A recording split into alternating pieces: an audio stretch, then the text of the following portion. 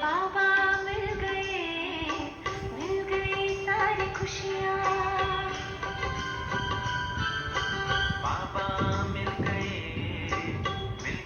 सारी खुशियाँ। झूमता है दिल अपना, झूमता है दिल अपना, झूमती सारी दुनिया। बाबा मिल गई सारी खुशियाँ। बाबा मिल गई सारी खुशियाँ।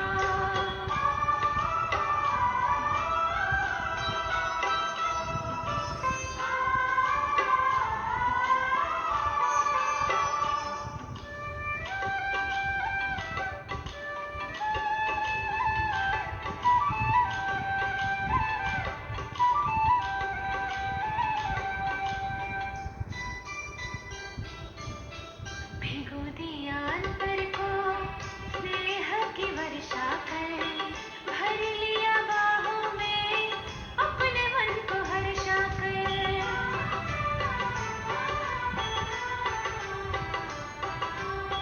भिगो दिया अंतर को स्नेह की वर्षा कर, भर लिया बाहों में अपने मन को हर्षा कर।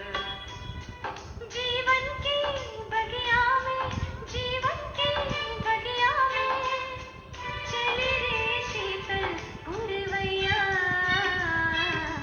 बाबा मिल गई सारी खुशियाँ। बाबा मिल गई सारी खुशियाँ।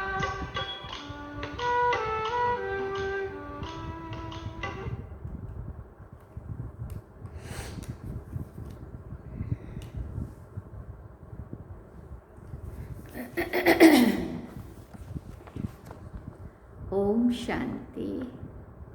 बाबा गुड मॉर्निंग।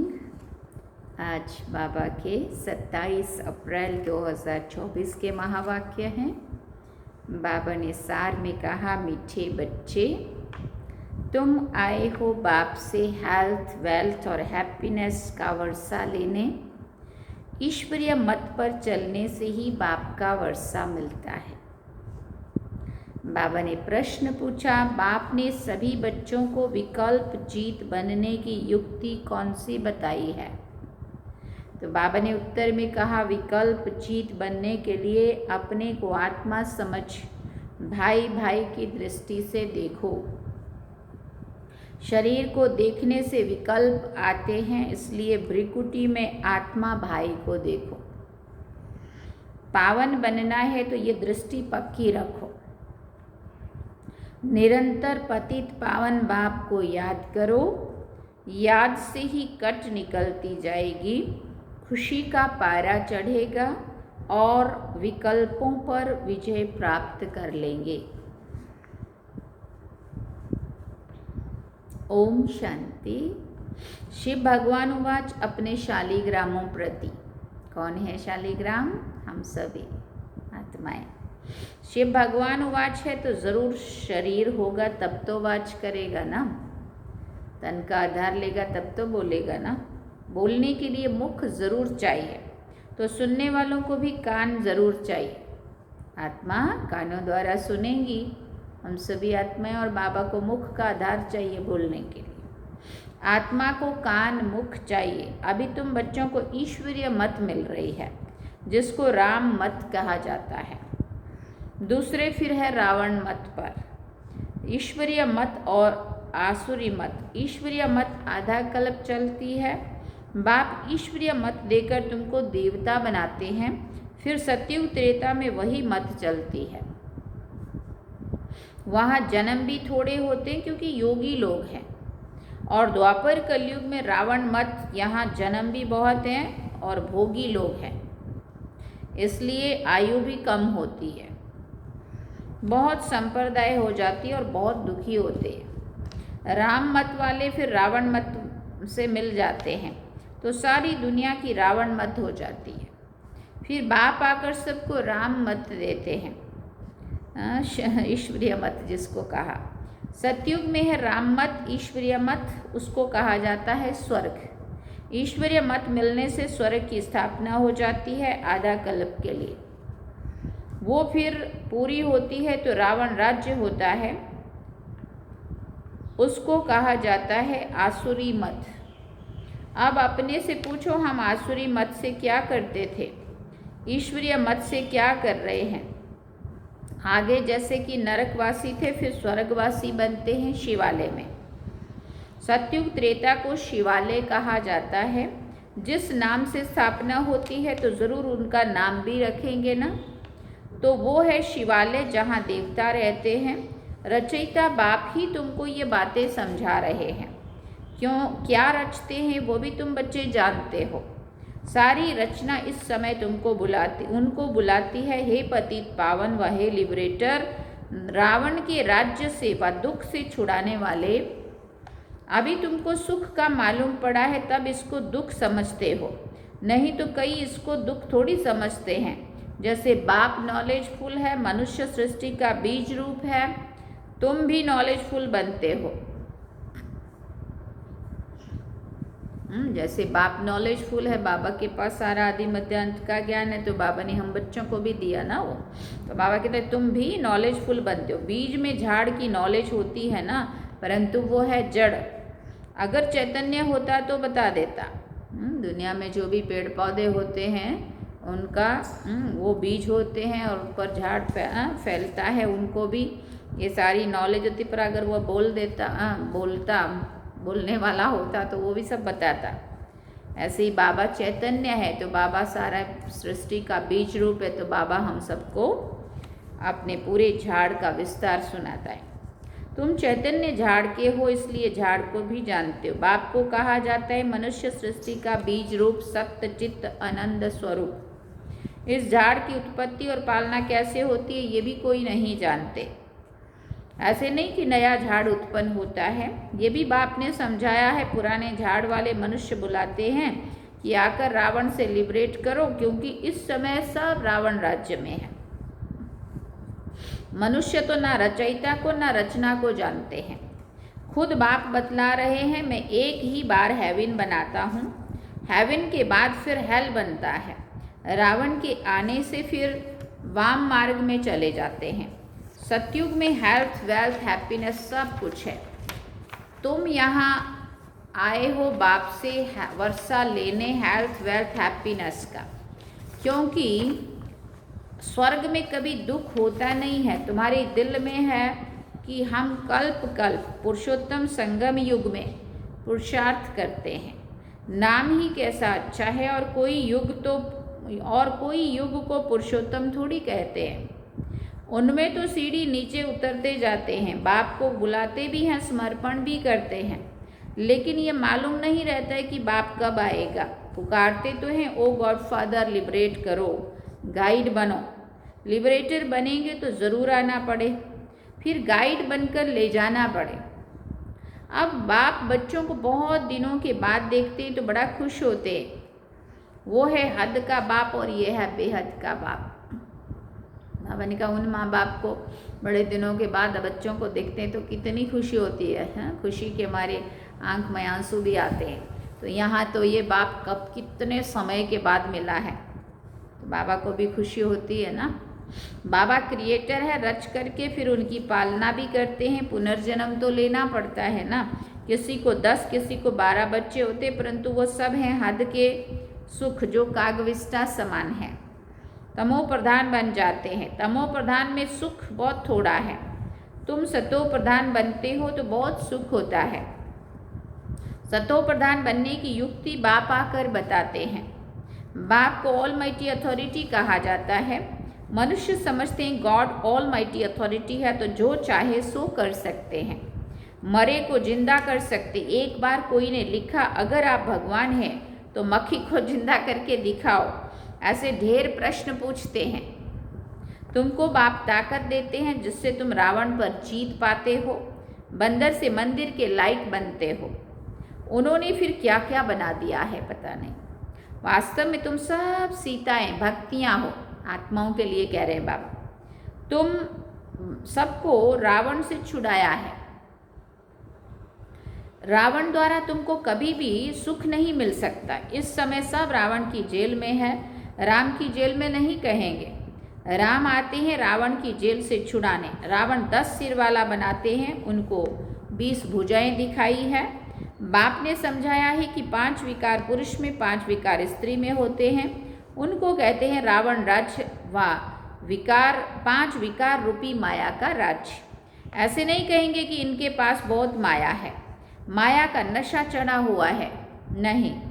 धन को माया नहीं कहेंगे, धन को संपत्ति कहा जाता है। और वो तो सतयुग में कितनी होती है ना। अगर धन को बीबी बच्चे ऐसा समझते हैं ना लोग, बीबी बच्चे धन दौलत सब माया है, परंतु वो सब तो सतयुग में सबसे अच्छा होता है।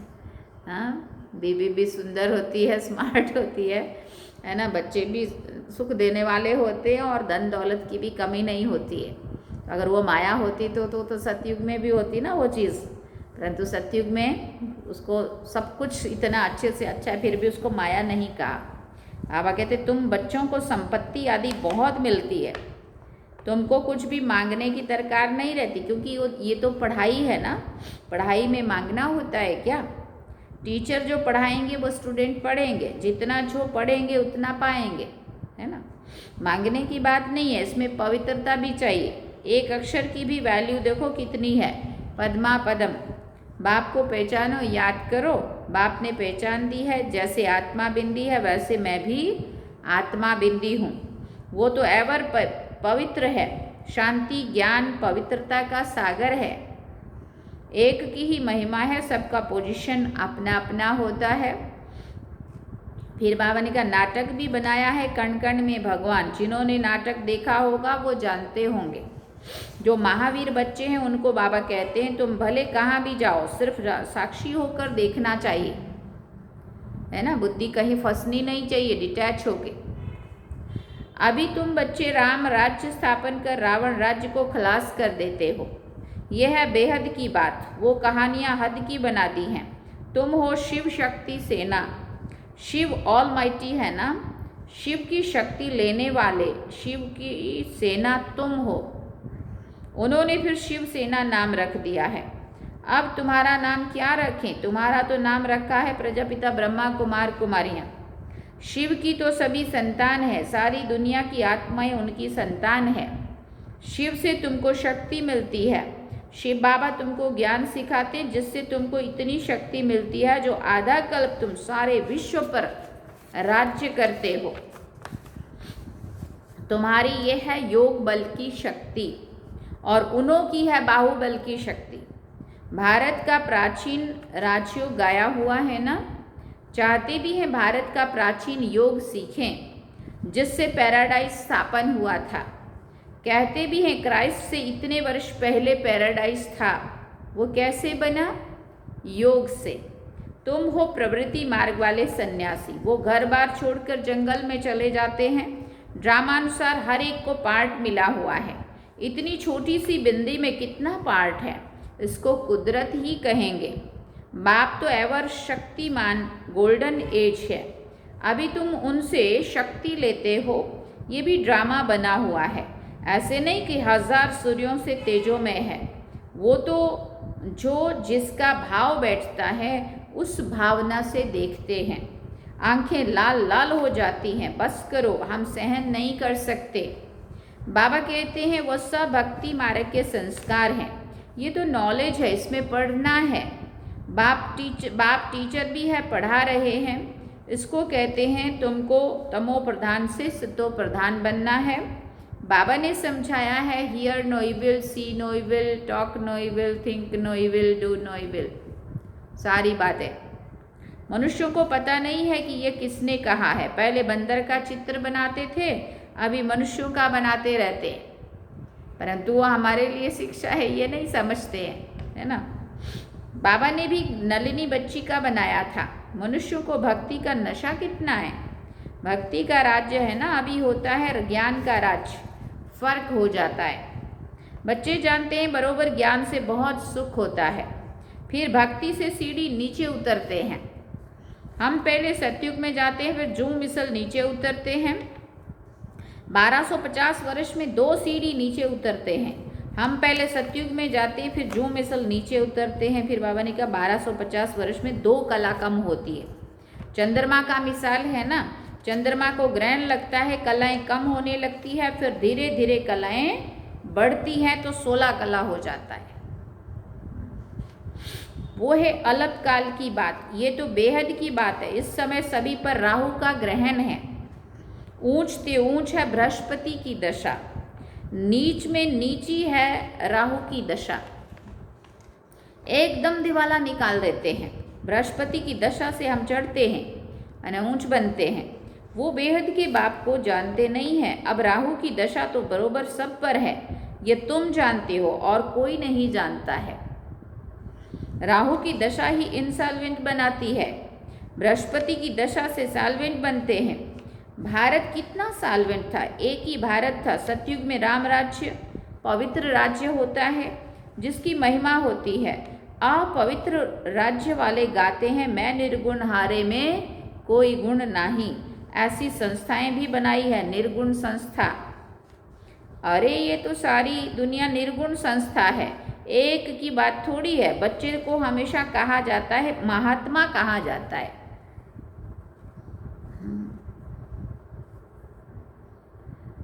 फिर बाबा ने कहा तुम फिर कहते हो कोई गुण नहीं। ये तो सारी दुनिया जिसमें कोई गुण ना होने के कारण राहु की दशा बैठ गई है। अब बाप कहते हैं दे दान तो छूटे ग्रहण। अब जाना तो सबको है।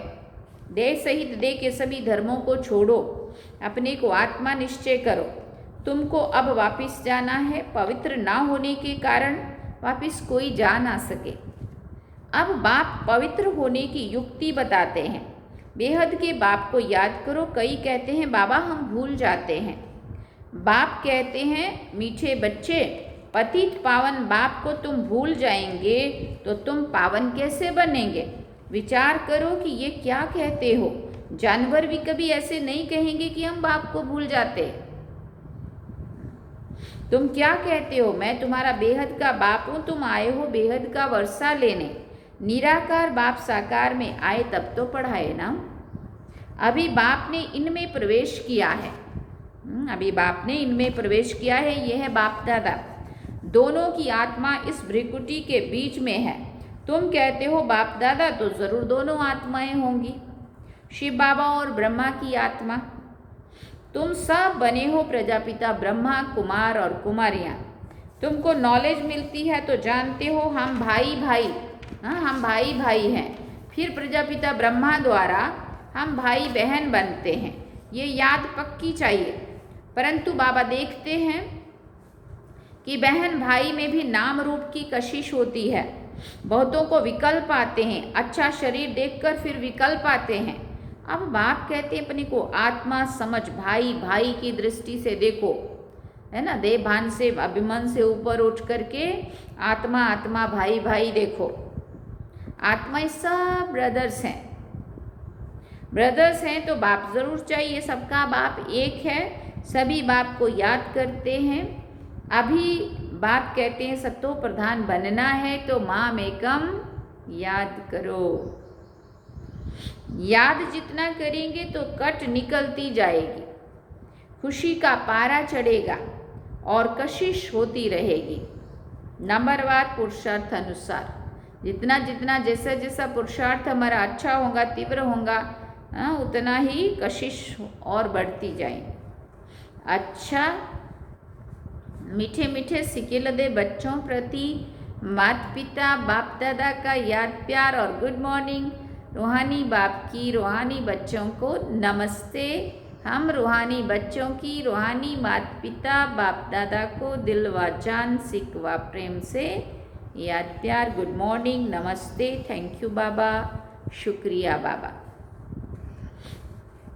अब धारणा के लिए मुख्य सार है। पहला पॉइंट, पढ़ाई पर पूरा ध्यान देकर स्वयं को संपत्तिवान बनाना है। कुछ भी मांगना नहीं है, एक बाप की याद और पवित्रता की धारणा से पदमपति बनना है। पढ़ाई पर पूरा ध्यान देकर स्वयं को संपत्तिवान बनाना है, कुछ भी मांगना नहीं है। एक बाप की याद और पवित्रता की धारणा से पदमपति बनना है। दूसरी बात, राहु के ग्रहण से मुक्त होने के लिए विकारों का दान देना है। Here no will see no will dash dash. जिन बातों से सीढ़ी नीचे उतरे निर्गुण बने उन्हें बुद्धि से भूल जाना है। जिन बातों की वजह से गिरावट में हम आए, बाबा ने कहा उन्हीं बातों को भूल जाएंगे, है ना, और अच्छी तरह से पुरुषार्थ करेंगे तो फिर से ऊंचाई की ओर जाएंगे। बाबा कहते जिन बातों से सीढ़ी नीचे उतरे निर्गुण बने उन्हें बुद्धि से भूल जाना है। वरदान में बाबा ने कहा पहले आपके मंत्र द्वारा सर्व का स्वमान प्राप्त करने वाले निर्माणसु महान भव। पहले आपके मंत्र द्वारा सर्व का स्वमान प्राप्त करने वाले निर्माणसु महान भव। यही महामंत्र सदा याद रहे कि निर्माण ही सर्व महान है। पहले आप करना ही सर्व से स्वमान प्राप्त करने का आधार है। महान बनने का ये मंत्र वरदान रूप में सदा साथ रखना। वरदानों से ही उड़ते मंजिल पर पहुंचना है। मेहनत तब करते हो जब वरदानों को कार्य में नहीं लगाते। अगर वरदानों से पलते रहो, वरदानों को कार्य में लगाते रहो तो मेहनत समाप्त हो जाएगी। सदा सफलता और संतुष्टता का अनुभव करते रहेंगे। स्लोगन में बाबा ने कहा सूरत द्वारा सेवा करने वाले अपना मुस्कुराता हुआ रमणीक और गंभीर स्वरूप इमर्ज करो। सूरत द्वारा सेवा करने के लिए अपना मुस्कुराता हुआ रमणीक और गंभीर स्वरूप इमर्ज करो। अच्छा, ओम शांति। सार में बाबा ने कहा मीठे बच्चे, तुम आए हो बाप से हेल्थ वेल्थ हैप्पीनेस का वर्षा लेने। ईश्वरीय मत पर चलने से ही बाप का वर्षा मिलता है। अच्छा, ओम शांति। ये थे बाबा के आज के महावाक्य जो हम सभी ने सुने। अब हम चलते हैं बाबा की याद में। चल